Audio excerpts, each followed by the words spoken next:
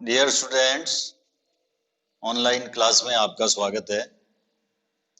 Previous class में हमने globalisation के बारे में पढ़ा था। आज की हमारी क्लास में जो हमारे टॉपिक है वो world trade organisation and impact of globalisation in India. इन दो टॉपिक के ऊपर हम डिस्कस करेंगे। फर्स्ट जो हमारा टॉपिक होगा world trade organisation. World trade organisation कब एस्टेब्लिश हुआ, इसके क्या ऑब्जेक्ट है, क्या गोल्स है, वो हम डिस्कस करेंगे। नेक्स्ट हमारा टॉपिक होगा impact of globalisation in India. India में ग्लोबलाइजेशन के क्या इम्पैक्ट हुए हैं, उन इम्पैक्ट के ऊपर हम डिस्कस करेंगे। तो देखते हैं topic WTO, world trade organisation. World trade organisation विश्व व्यापार संगठन WTO के बारे में हम डिस्कस करते हैं। We have seen that the liberalisation of foreign trade and investment in India was supported by some very powerful international organisations. ये हमने देखा है, कुछ बहुत प्रभावशाली जो इंटरनेशनल ऑर्गेनाइजेशंस है उन्होंने इंडिया में विदेश व्यापार और विदेशी निवेश के लिबरलाइजेशन का सपोर्ट किया है। जो पावरफुल इंटरनेशनल ऑर्गेनाइजेशंस है उन्होंने सपोर्ट किया है इंडिया का, किसमें? फॉरेन ट्रेड और इन्वेस्टमेंट इन इंडिया। इसके लिबरलाइजेशन में जो पावरफुल इंटरनेशनल ऑर्गेनाइजेशंस है उन्होंने सपोर्टेड किया है। These organizations say that all barriers to foreign trade and investment are harmful. तो इन संगठनों का ये मानना है, ये जो ऑर्गेनाइजेशंस है, वर्ल्ड ट्रेड ऑर्गेनाइजेशन जैसे जो ऑर्गेनाइजेशंस है, उनका ये कहना है, मानना है कि जो बैरियर्स है फॉरेन ट्रेड के ऊपर, इन्वेस्टमेंट के ऊपर, वो हार्मफुल है। इन ऑर्गेनाइजेशंस का ये मानना है कि विदेश व्यापार और विदेशी निवेश के ऊपर जो भी बैरियर्स है, जो रेस्ट्रिक्शंस है, वो हानिकारक है। There should be no barriers, कोई भी बैरियर्स नहीं होना चाहिए। किसके ऊपर? ट्रेड के ऊपर। इंटरनेशनल ट्रेड, इन्वेस्टमेंट, इनके ऊपर कोई बैरियर्स नहीं होना चाहिए, ये मानना है इंटरनेशनल ऑर्गेनाइजेशंस का। Trade between countries should be free, countries के बीच में जो ट्रेड होता है वो शुड बी फ्री, फ्री होना चाहिए, बिल्कुल मुक्त होना चाहिए। दो देशों के बीच में जो व्यापार होता है वो बिल्कुल फ्री होना चाहिए, मुक्त व्यापार होना चाहिए। All countries in the world should liberalise there policies, और विश्व के सभी देशों को अपनी जो पॉलिसीज है वो उदार बनानी चाहिए, लिबरलाइज करना चाहिए पॉलिसीज को, जिससे वर्ल्ड ट्रेड बढ़ेगा, निवेश बढ़ेगा। World Trade Organization is one such organization whose aim is to liberalize international trade. तो इसी प्रकार का एक ऑर्गेनाइजेशन है जिसका नेम है वर्ल्ड ट्रेड ऑर्गेनाइजेशन, विश्व व्यापार संगठन, WTO। इसका क्या एम है? Whose aim is to liberalize international trade। जो इंटरनेशनल ट्रेड है उसको लिबरलाइज करना, उसको उदार बनाना। तो विश्व व्यापार संगठन जिसका प्रमुख उद्देश्य क्या है? इसका प्रमुख उद्देश्य है अंतरराष्ट्रीय व्यापार को उदार बनाना। Started at the initiative of the developed countries WTO establish rule regarding international trade and sees that these rules are obeyed. तो जो विकसित देश है उनकी पहल के ऊपर ये WTO शुरू किया गया और अंतर्राष्ट्रीय व्यापार से संबंधित नियम बनाता है regarding WTO establishes rules regarding international trade. International trade से संबंधित ये रूल्स एस्टेब्लिश करता है। कौन करता है? WTO। तो WTO क्या है, इसके क्या ऑब्जेक्ट है, इसका क्या वर्क है, क्या फंक्शन है, ये आपको ध्यान रखना है। WTO एस्टेब्लिशेस रूल्स को एस्टेब्लिश करता है regarding international trade. International trade से संबंधित नियमों को निर्धारित करता है एंड सीज और देखता है that these rules are obeyed कि इन नियमों का पालन किया जा रहा है या नहीं किया जा रहा है।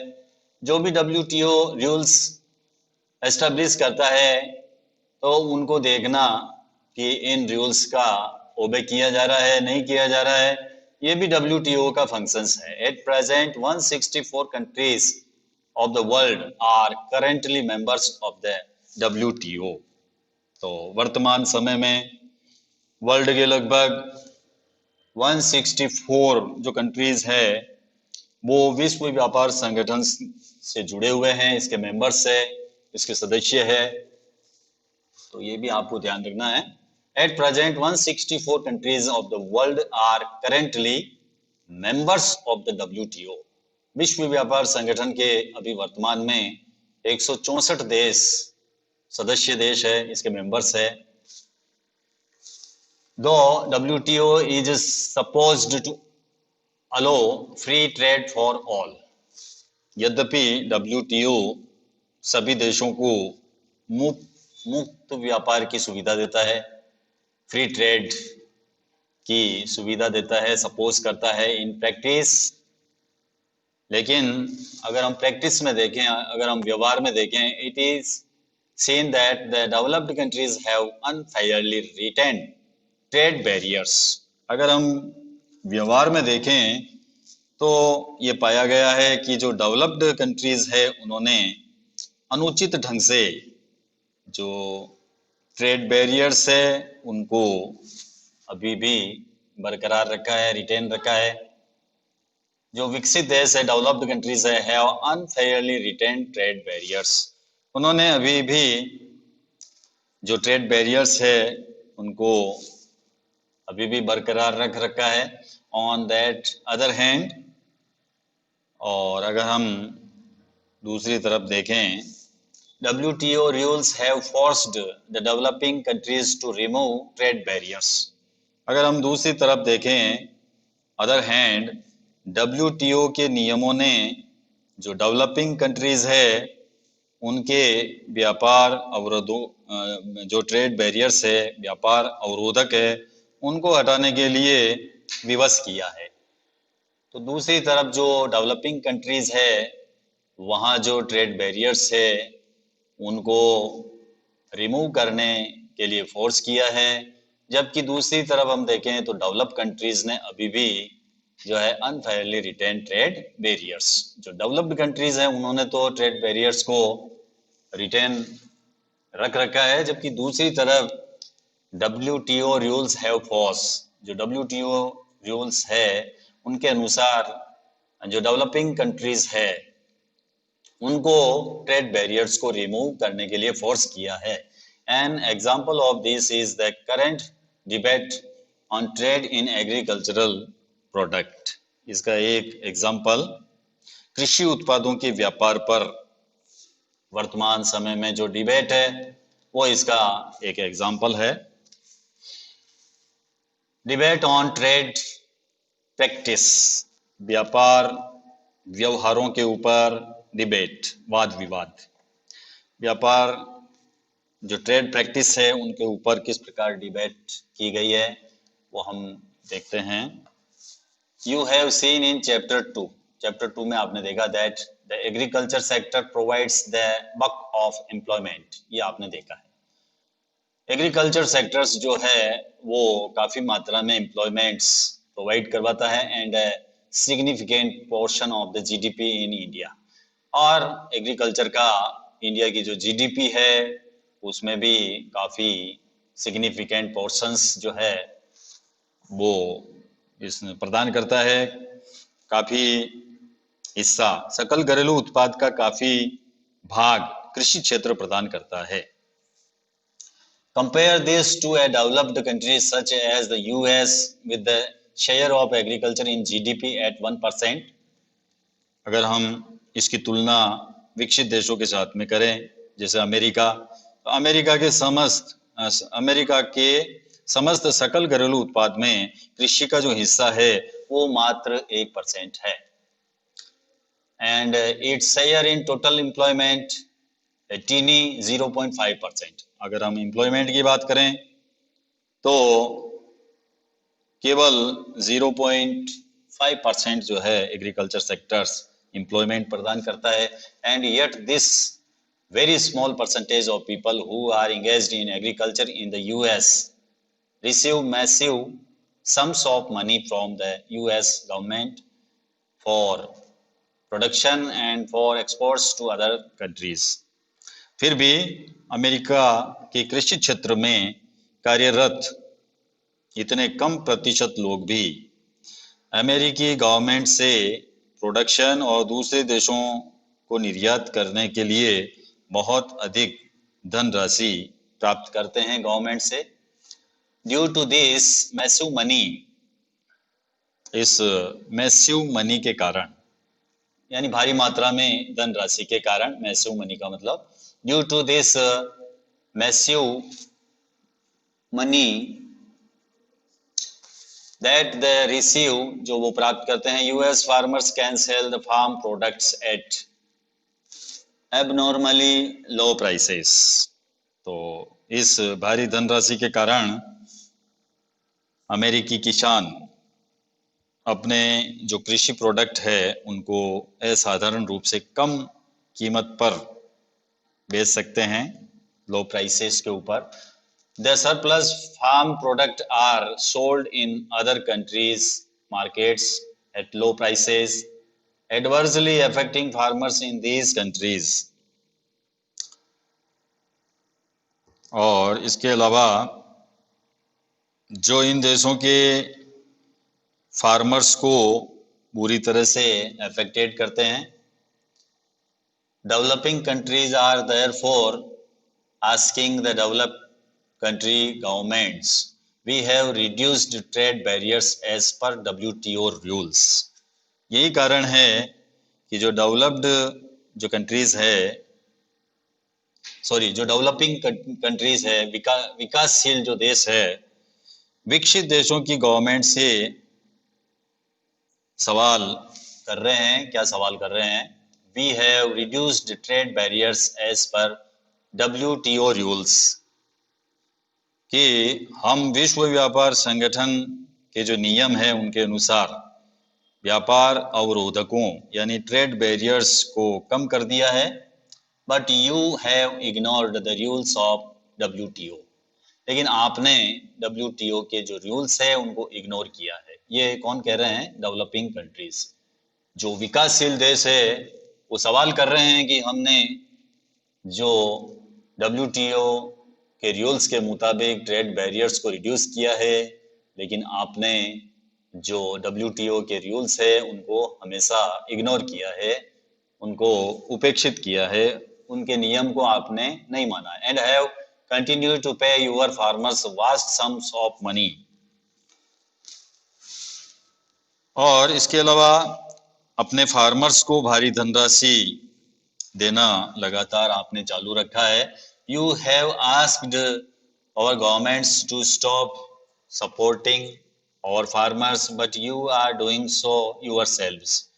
Is this free and fair trade? और इसके साथ आप लोगों ने हमारी गवर्नमेंट्स को अपने किसानों की सहायता बंद करने को कहा है। यानी आप लोग अपने किसानों को सपोर्ट कर रहे हो, धनराशि दे रहे हो, लेकिन जो हमारी गवर्नमेंट है उसको मना कर रहे हो, यानी किसानों को सहायता के लिए मना कर रहे हो कि गवर्नमेंट को फार्मर्स को सहायता बंद करनी चाहिए, परंतु आप स्वयं यही काम कर रहे हो। हमें मना कर रहे हो लेकिन आप यही काम कर रहे हो। Is this free and fair trade? क्या ये फ्री एंड फेयर ट्रेड है? क्या ये मुक्त और न्याय संगत व्यापार है? तो ये विरोधाभास है। Developing countries and develop countries में जो WTO के जो रूल्स है उनको एक तरफ माना जा रहा है, एक तरफ नहीं माना जा रहा है, तो ये विसंगति है। नेक्स्ट जो हमारा टॉपिक है, impact of globalisation in India. Important topic है। जो ग्लोबलाइजेशन के जो इम्पैक्ट है इंडिया में, भारत में वैश्वीकरण का प्रभाव क्या पड़ा है वो हम देखेंगे। इस ग्लोबलाइजेशन ने इंडिया में क्या प्रभाव डाले हैं, क्या इम्पैक्ट डाले हैं, हम देखते हैं। इन द लास्ट 20 years में globalisation of the Indian economy has come a long way. पिछले 20 वर्षों में भारतीय अर्थव्यवस्था के वैश्वीकरण ने एक लॉन्ग डिस्टेंस तय की है। What has been its effect on the lives of people? इसका जो लोगों का जीवन है उनके ऊपर क्या प्रभाव पड़ा है। Let us look at some of the evidence. तो कुछ एविडेंस देखते हैं, कुछ प्रमाण देखते हैं जिनके आधार पर हम कह सकते हैं कि ग्लोबलाइजेशंस ने जो लाइव्स ऑफ पीपल है उनके ऊपर क्या इफेक्ट डाले हैं। Globalisation and greater competition among producers, both local and foreign producers, has been of advantage to consumers, particularly the well-off sections in the urban areas. तो वैश्वीकरण ने और प्रोड्यूसर्स ने, एक तो ग्लोबलाइजेशंस ने और एक प्रोड्यूसर्स ने। प्रोड्यूसर्स कौन से? दोनों ही, लोकल एंड फॉरेन प्रोड्यूसर्स, स्थानीय और विदेशी उत्पादक प्रोड्यूसर्स, दोनों के बीच बड़ा कंपटीशन रहा है। और उस कंपटीशन से जो कंज्यूमर्स है, विशेषकर जो अर्बन एरियाज के जो कंज्यूमर्स है, उनको लाभ हुआ है, प्रॉफिट हुआ है।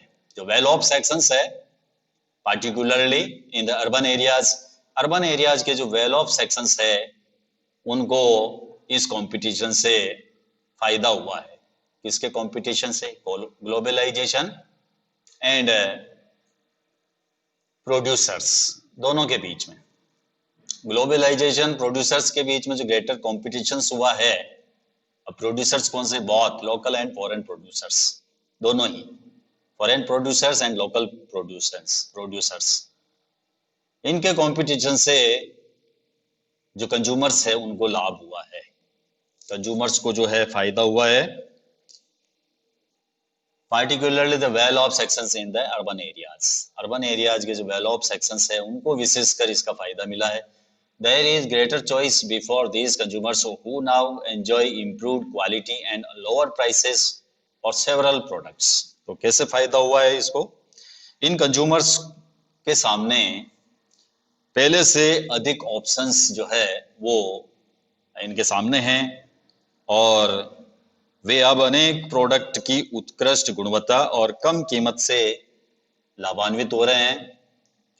There is greater choice before these consumers, इन कंज्यूमर्स के सामने ग्रेटर चॉइस है।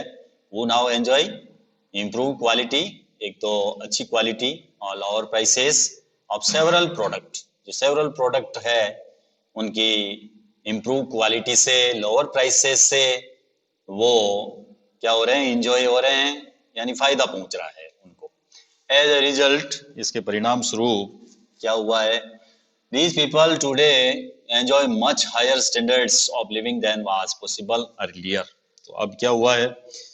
ये लोग पहले की तुलना में आज अपेक्षाकृत उच्चतर जीवन स्तर का जो है एंजॉय कर रहे हैं, आनंद ले रहे हैं। ये जो लोग हैं वर्तमान समय में enjoy much higher standards of living, इनका लिविंग स्टैंडर्ड बढ़ गया है पहले की तुलना में। Among producers and workers, the impact of globalization has not been uniform. तो जो प्रोड्यूसर्स है और जो वर्कर्स है उनके ऊपर वैश्वीकरण का प्रभाव एक समान नहीं पड़ा है। Among producers and workers, workers और प्रोड्यूसर्स के बीच दोनों के ऊपर ग्लोबलाइजेशन का जो इम्पैक्ट पड़ा है वो नॉट बीन यूनिफॉर्म, एक समान नहीं है, दोनों के ऊपर अलग अलग प्रभाव पड़ा है, वो हम देखते हैं। Firstly MNCs have increased their investments in India over the past 20 years. तो फर्स्ट तो क्या है कि पिछले 20 वर्षों में MNCs ने भारत में इन्वेस्टमेंट्स में इंक्रीज किया है। पिछले 20 वर्षों में जो MNCs है, MNCs का मतलब है मल्टीनेशनल कॉरपोरेशंस, बहुराष्ट्रीय कंपनियां। तो बहुराष्ट्रीय कंपनियों ने क्या किया है, पिछले 20 वर्षों में इंडिया में इन्वेस्टमेंट्स को इंक्रीज किया है, यानी भारत में निवेश को बढ़ाया है पिछले 20 वर्षों में। इसका मतलब क्या है, which means investing in India has been beneficial for them, जिसका अर्थ यह है कि इंडिया में इन्वेस्टमेंट करना उनके लिए बेनिफिशियल रहा है, लाभप्रद रहा है, फायदेमंद रहा है। MNCs have been interested in industries such as cell phones, automobiles, electronics, soft drinks, fast food और services such as banking in urban areas. तो MNCs ने जो इन्वेस्टमेंट किया है वो किस में किया है, किस में इन्वेस्टमेंट में उन्होंने इंटरेस्ट लिया है। MNCs ने शहरी इलाकों के जो उद्योग है, कौन कौन से उद्योग है, जैसे कि सेल फोन, ऑटोमोबाइल्स, गाड़ियां वगैरह, इलेक्ट्रॉनिक्स जो आइटम है, इलेक्ट्रॉनिक प्रोडक्ट है, उनमें निवेश किया है, उनमें रुचि बताई है। सॉफ्ट ड्रिंक्स जो पेय पदार्थ है, ठंडे पेय पदार्थ, फास्ट फूड और सर्विसेज सच एज बैंकिंग। इसके अलावा जो सर्विसेज है जैसे कि banking in urban areas, urban areas में जो बैंकिंग सेक्टर है उसमें भी इन्वेस्टमेंट में इन्होंने रुचि बताई है। किसने रुचि बताई है? MNCs ने, बहुराष्ट्रीय कंपनियों ने। बहुराष्ट्रीय कंपनियों ने जो निवेश किया है, इन्वेस्टमेंट किया है, वो इन रीजन्स में किया है। अगर हम इंडस्ट्रीज के मामले में देखें तो such as cell phones, automobiles, electronics, soft drinks, fast food, और अगर सर्विसेज देखें तो बैंकिंग सेक्टर्स में भी इन्होंने इन्वेस्टमेंट किया है। These products have a large number of well-off buyers. In product के अधिकांश खरीदार जो है वो वेल ऑफ बायर्स है। जो बायर्स है इन प्रोडक्ट को खरीदने वाले, कौन से प्रोडक्ट जो हमने ऊपर पढ़ा था अभी, जैसे cell phone, automobiles, electronics, soft drinks, fast food, इनका यूज कौन करते हैं? Well off sections. जो वेल ऑफ बायर्स है इन्होंने लार्ज नंबर में इन प्रोडक्ट का यूज किया है। इनके जो खरीदार है, बायर्स है, वो कौन है? Well off sections.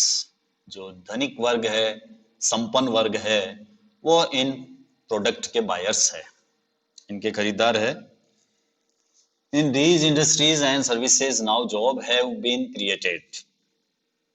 इन उद्योगों और सेवाओं में जो न्यू जॉब्स है वो क्रिएटेड हुए हैं, नए जॉब जो है निर्मित हुए हैं, क्रिएटेड हुए हैं। Also local companies supplying raw materials etcetera to these industries have prospered. साथ ही इन इंडस्ट्रीज को रॉ मटेरियल्स की आपूर्ति करने वाली लोकल कंपनियां प्रोस्पर हुई है, समृद्ध हुई है।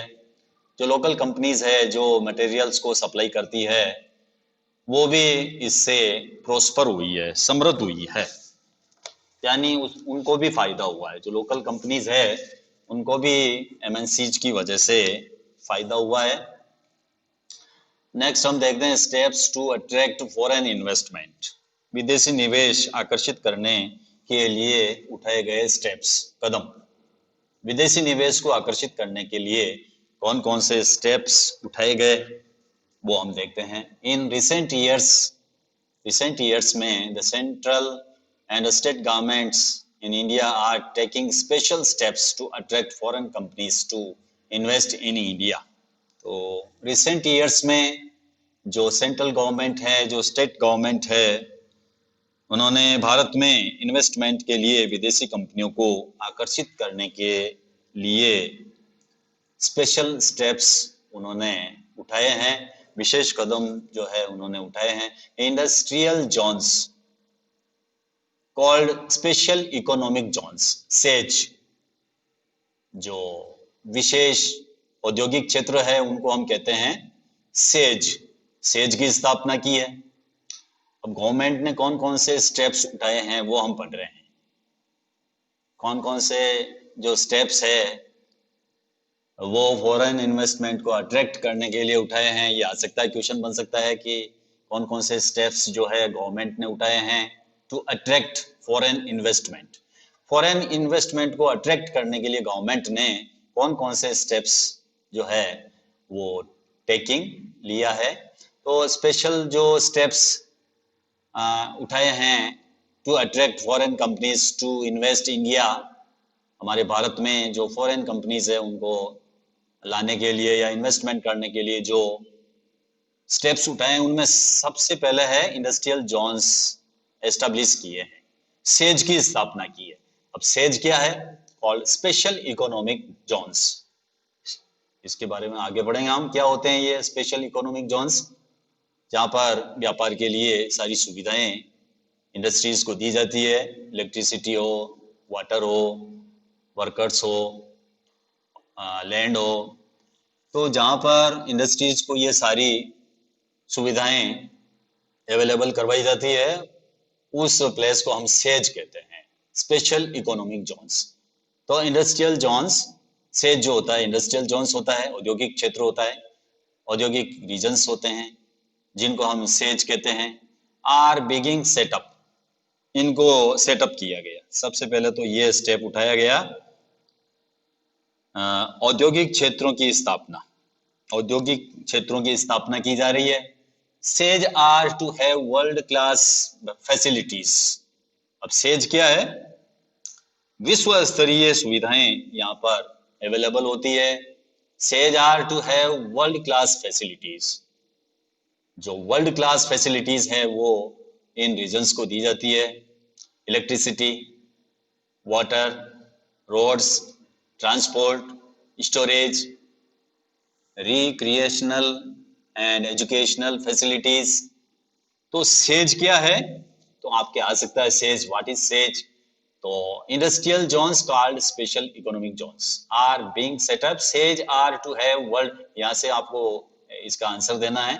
SEZ are to have world class facilities. SEZ को वर्ल्ड क्लास फैसिलिटीज मिलती है जिसमें electricity, water, roads, transport, storage, recreational and educational facilities, जहां पर रिक्रिएशनल यानी मनोरंजन की जो सुविधाएं हैं वो भी दी जाती है। इसके अलावा शैक्षिक सुविधाएं, इसके अलावा एजुकेशनल फैसिलिटीज भी यहाँ पर दी जाती है ताकि जो एम्प्लॉयर है वो उनके बच्चे शिक्षा प्राप्त कर सके। इसके लिए एजुकेशनल फैसिलिटीज में स्कूल वगैरह ये भी सेटअप किए जाते हैं। Companies who set up production units in the SEZ do not have to pay taxes for an initial period of 5 years। और इसके अलावा सेज में जो प्रोडक्शन यूनिट्स है उनको स्थापित करने वाली जो कंपनीज है उनको पहले 5 वर्षों तक कोई टैक्स नहीं देना पड़ता है। यानी कंपनीज को आकर्षित किया जाता है ताकि वो अपनी यहाँ पर यूनिट स्थापित करें। तो इसके लिए उसको पहले 5 वर्षों में कोई टैक्स उसको नहीं देना पड़ता है, टैक्स से उसको रिबेट मिलती है। तो companies who set up production units in the says, यानी जो कंपनी सेज के अंदर प्रोडक्शन यूनिट्स सेटअप करती है, do not have to pay taxes for an initial period of 5 years। उस कंपनी को इनिशियल पीरियड ऑफ 5 years में tax पे नहीं करना पड़ता है। Government has also allowed flexibility in the labor laws to attract foreign investment। और foreign investment को आकर्षित करने के लिए गवर्नमेंट ने जो श्रम कानून है, जो लेबर लॉज है, उनमें भी फ्लेक्सिबिलिटी यानी लचीलेपन लाने की अनुमति दे दी है। गवर्नमेंट ने जो है allowed flexibility in the labour laws to attract foreign investment. Foreign investment को अट्रैक्ट करने के लिए गवर्नमेंट ने जो लेबर लॉज है उसमें भी फ्लेक्सिबिलिटी को अलाउ कर दिया है। You have seen in chapter 2, ये आपने चैप्टर 2 में देखा है, that the companies in the organized sector have to obey certain rules that aim to protect the workers। Organise sectors आपने पढ़ा था, संगठित क्षेत्र। संगठित क्षेत्र की कंपनियों को कुछ नियमों का अनुपालन करना पड़ता है, जो नियम होते हैं उनको मानना पड़ता है, सर्टेन रूल्स को ओबे करना पड़ता है, जिसका उद्देश्य श्रमिक अधिकारों का संरक्षण करना है। जो वर्कर्स है, जो उनके राइट है, उनको प्रोटेक्ट देना है, ताकि श्रमिक के जो अधिकार है, राइट्स है, उनको प्रोटेक्शन मिल सके।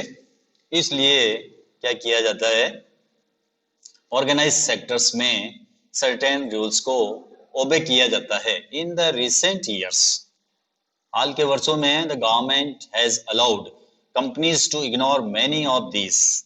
सरकार ने कंपनियों को अनेक नियमों से छूट लेने की अनुमति दे दी है। Instead of hiring workers on a regular basis, companies hire workers flexibly for short periods when there is intense pressure of work. इसके अलावा अब नियमित आधार पर श्रमिकों को रोजगार देने के बजाय कंपनियों में जब काम करने का अधिक प्रेशर होता है, तो जो फ्लेक्सिबली मेथड है, फ्लेक्सिबली ढंग से छोटी अवधि के लिए श्रमिकों को कार्य के ऊपर रखा जाता है। This is done to reduce the cost of labour for the company. ये क्यों किया जाता है? ये कंपनी की श्रम लागत में कटौती करने के लिए किया जाता है। कंपनी की जो कॉस्ट ऑफ लेबर है उसको रिड्यूस करने के लिए दिस इज डन, ये किया जाता है। यानी जब भी काम होता है तब लेबर को ले लिया जाता है, और जब काम का दबाव कम होता है तो उनको छुट्टी दे दी जाती है। This is done to reduce the cost of labour for the company. Company की जो लेबर कॉस्ट है, कॉस्ट ऑफ लेबर है, उसको रिड्यूस करने के लिए ऐसा किया जाता है। हाउएवर, लेकिन फिर भी still not satisfied, foreign companies are demanding more flexibility in labour laws. लेकिन फिर भी विदेशी कंपनियां अभी भी संतुष्ट नहीं है और श्रम कानूनों में और अधिक लचीलापन की मांग कर रही है। जो कंपनीज है अभी भी सेटिस्फाई नहीं है। Foreign companies are demanding for more flexibility in labour laws. जो फॉरेन कंपनीज है अभी भी लेबर लॉज में और अधिक मोर फ्लेक्सिबिलिटी की डिमांड कर रही है। सेकेंडली, ये तो था फर्स्ट, एमएनसीज के बारे में हमने देखा था। सेकेंडली क्या है? Secondly, several of the top Indian companies have been able to benefit from the increased competitions. और दूसरा ये है कि अनेक शीर्ष भारतीय कंपनियां बढ़ी हुई कंपटीशन से लाभान्वित हुई है, फायदा हुआ है कंपटीशन से। They have invested in newer technology and production methods and raised their production standards. इन कंपनियों ने क्या किया है? न्यूअर टेक्नोलॉजी, नवीनतम प्रौद्योगिकी और प्रोडक्शन मेथड्स और उत्पादन की प्रणाली में निवेश किया है और अपने उत्पादन मानकों को ऊंचा उठाया है। जो प्रोडक्शन स्टैंडर्ड्स है उनको रेज किया है। Some have gained from successful collaborations with foreign companies. और कुछ ने विदेशी कंपनियों के साथ सफलतापूर्वक सहयोग प्राप्त करके लाभ कमाया है। Moreover, globalization has enabled some large Indian companies to emerge as multinational themselves। और इससे भी आगे ग्लोबलाइजेशन ने कुछ बड़ी भारतीय कंपनियों को बहुराष्ट्रीय कंपनियों के रूप में उभरने में समर्थ बनाया है। एमएनसी ग्लोबलाइजेशन ने क्या किया है, हमारी जो इंडियन कंपनीज है उनको इमर्ज किया है एज मल्टीनेशनल देमसेल्व्स। मल्टीनेशनल यानी बहुराष्ट्रीय कंपनियों के रूप में उभरने में मदद की है।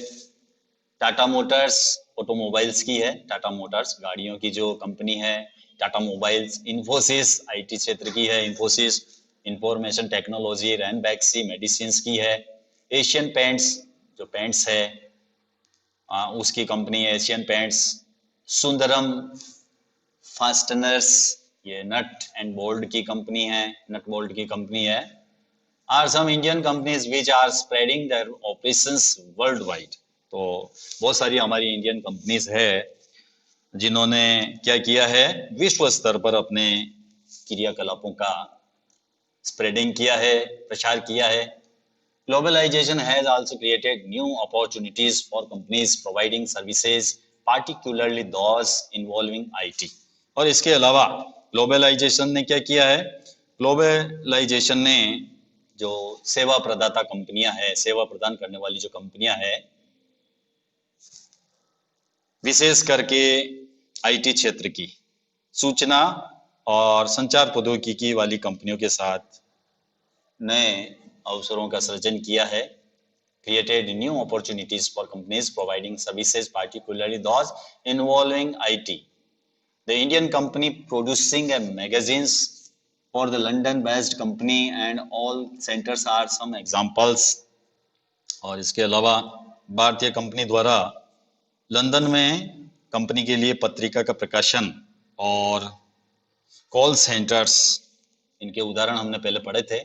जो कॉल सेंटर्स चल रहे हैं, जो मैगजीन्स छापी जा रही है लंदन में, इनके एग्जांपल्स जो है वो बहुराष्ट्रीय कंपनियों के हैं जिनमें इंडिया ने भी अच्छा काम किया है। हमारी जो इंडिया की जो कंपनियां हैं वो भी एमएनसीज के रूप में काम कर रही है।